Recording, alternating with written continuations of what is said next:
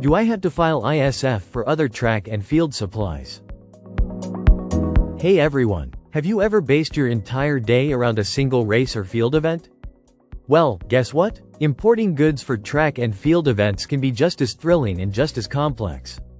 Today, we're diving deep into a topic that has a massive impact on international trade, especially for those in the sporting sector: the importer security filing, or ISF.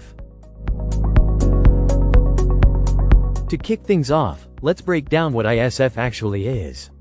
The importer security filing is a U.S. customs requirement aimed at keeping our borders secure. It's not just about knowing what's in the container, it's about who's sending it and why. Kind of like an athlete showing their ID at a big event, it's critical for security. Now, you might be wondering, why should I care about ISF if I'm not a customs broker? Well, if you're importing track and field supplies, whether it's javelins, hurdles, or those fancy running shoes, the ISF regulations apply to you. These items aren't just sticks and spikes, they're key to athletes performing at their best. You wouldn't want to get your equipment stuck at customs because of a missed filing. Do you actually need to file ISF for all your track and field supplies? The short answer: yes, if they're being shipped by ocean freight to the US. You see, anything that falls under the category of goods being imported has to comply with US laws, and that includes filling out the ISF form. Let's get into the nitty-gritty of ISF. It requires specific details like the seller, purchaser, consignee, and the nature of the goods. Failure to provide accurate information can lead to penalties or delays.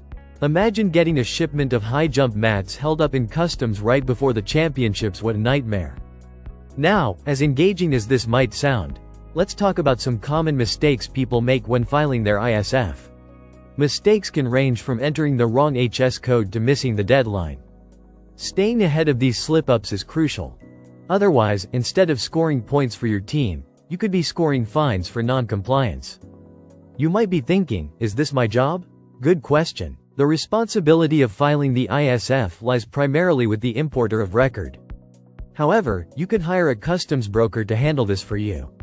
Think of them as your secret weapon, like having a coach who knows all the best plays.